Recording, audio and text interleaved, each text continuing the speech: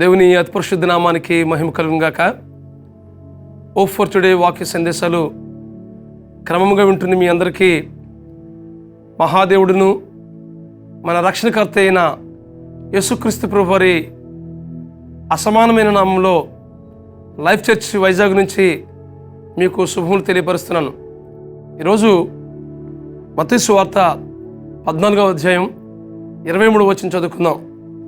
మత్తయి సువార్త 14వ అధ్యాయం 23వ వచనం. ఆయన ఆ జనసమూహములను పంపివేసి ప్రార్థన చేయుటకు ఏకాంతముగా కొండ ఎక్కి పోయి సాయంకాలమైనప్పుడు ఒంటరిగా ఉండెను. యేసుక్రీస్తు ప్రభువారు ఆయన 33.5 సంవత్సరాల జీవితంలో ఆయన ప్రార్థనలో ఎక్కువ సమయం గడిపేవారు. ఏకాంతంగా తండ్రి అయిన దేవునితో సమయం గడిపే అనుభవం యేసుక్రీస్తు ప్రభువారికి ఉంది. ఆయన ఉదయమంతను దేవుని వాక్యాన్ని ప్రకటన చేసేవారు. రాత్రంతా కూడాను దేవునితో ఏకాంతంగా ప్రార్థనలు గడిపేవారు.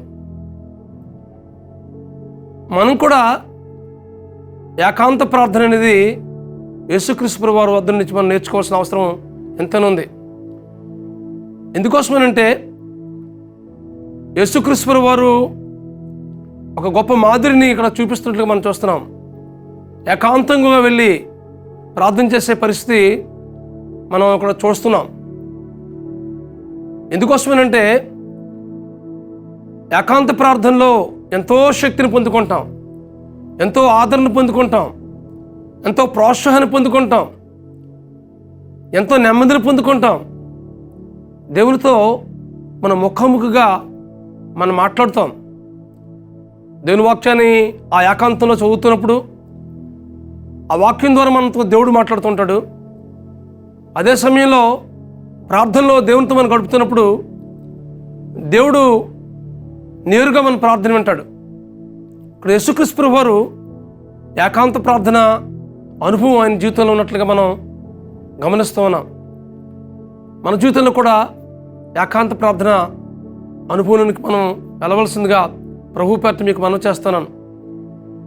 ఏకాంత ప్రార్థన ద్వారా మన జీవితం రూపాంతరం చెందుతూ ఉంటుంది. దేవునికి మహిమకరంగా, అనేక మందికి మనం ఆశీర్వాదకరంగా, దేవుని వాగ్దానాలు మనం స్వతంత్రించుకునేలాగిన ఏకాంత ప్రార్థనలో దేవుడు మన జీవితంలో గొప్ప కార్యాలు చేస్తాడు. అనేకమైన వాగ్దానాల ద్వారా దేవుడు మనతో మాట్లాడతాడు. అనేక రీతులుగా దేవుడు మనతో మాట్లాడతాడు. కాబట్టి వాక్యం ఉంటున్న మీ జీవితాల్లో ఏకాంత ప్రార్థన అనుభవం ఉందా? 2023వ సంవత్సరం మన జీవితం నుంచి దొరికిపోయింది. మరలా దేవుడు 24 సంవత్సరం మనం ప్రవేశింపజేశాడు. ఈ 2024 సంవత్సరంలో మన జీవితంలో ఒక నూతన అధ్యాయాన్ని ప్రారంభించేద్దాం. ఒకవేళ ఏకాంత ప్రార్థన ఉంటే ఎంత సమయం దేవునితో గడుపుతున్నాం? ఎంత సమయం దేవునితో మనం సమయం గడుపుతున్నాం? దావీదు గొర్రెలు కోసుకుంటున్నప్పుడు ఆ సితారా వాయించుకుంటూ దేవుని సందులో పాటలు పాడుతూ దేవుని నామాన్ని మహింపరిచేవాడు, దేవుని ఆరాధించేవాడు. తద్వారా దేవుడు ఎంతగానో దావీదును బలపరిచాడు.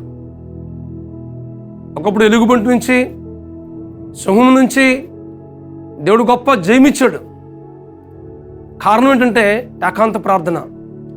కాబట్టి ఏకాంత ప్రార్థన చేసే అనుభవం ఉంటే దేవునికి స్తోత్రం. ఒక లేకపోతే కనుక ఈ సంవత్సరంలో ఒక తీర్మానం చేసుకుందాం, ఏకాంత ప్రార్థన అనుభవం నాకు దయచే ప్రభువా. తద్వారా నేను నా జీవితంలో గొప్ప ఆత్మీయ అనుభవాలు పొందుకుని నేను అనేక మందికి ఆశీర్వాదకరంగా ఉండడానికి నా జీవితంలో గొప్ప కార్యం జరిగించి ప్రభు అని ప్రార్థించేద్దాం.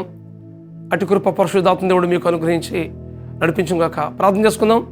బ్రహ్మస్వరూపుడా, మహాకృపగల మా తండ్రి, ఇదిగో ప్రభా, మా ప్రభువుని యేసుక్రీస్తునైనా ఏకాంత ప్రార్థన అనుభవం మా జ్ఞాపకం చేస్తున్నందుకై మీకు స్తోత్రాలు చెల్లిస్తున్నాం ప్రభువా. మా జీవితాల్లో కూడా మేము ఏకాంత ప్రార్థన ఎక్కువ సమయం మీతో గడిపి మీ చిత్తాన్ని మేము గ్రహించడానికి, మీ వాక్యాన్ని చదవడం ద్వారా, ధ్యానించడం ద్వారా మాతో మాట్లాడమని ప్రార్థిస్తున్నాం మా తండ్రి. అదే రీతిగా ప్రభా ప్రార్థనలో మా విజ్ఞాపనలు అన్నిటిని ప్రభా మీ ముందు తెలపడానికి, మీతో ముఖాముఖిగా మాట్లాడడానికి ఏకాంత ప్రార్థన మాకు దయచే ప్రభువా. ఇదేనా మీ వాక్యం ద్వారా మమ్మల్ని బలపరిచేందుకే మీకు స్తోత్రాలు చెల్లిస్తున్నాం ప్రభువా. అలా చేసి శక్తివంతమైన కార్యాలు మీ కొరకు మేము జరిగించి ఈ లోకంలో మీ కొరకు మేము సాక్షులుగా బ్రతికి అనేక మందికి మేము ఆశీర్వాదకరంగా ఉండడానికి కృప చూపించవలసిందిగా మనం చేస్తూ మీ కృపగల హస్తానికి అప్పగించుకుంటూ మా ప్రభువును, మీ ప్రియకుమారుడును, మా రక్షకుడునైనా యేసుక్రీస్తు నామములో ప్రార్థించి స్తుతించి ఘనపరిచి వేడుకుంటున్నాం మా పరమ తండ్రి. ఆమేన్, ఆమేన్, ఆమేన్. ఏకాంత ప్రార్థన అనుభవంలోనికి మేము నడిపించట్లో పరిశుద్ధాత్మ దేవుడు సహాయం చేసి నడిపించును గాక. God bless you friends. Have a wonderful day.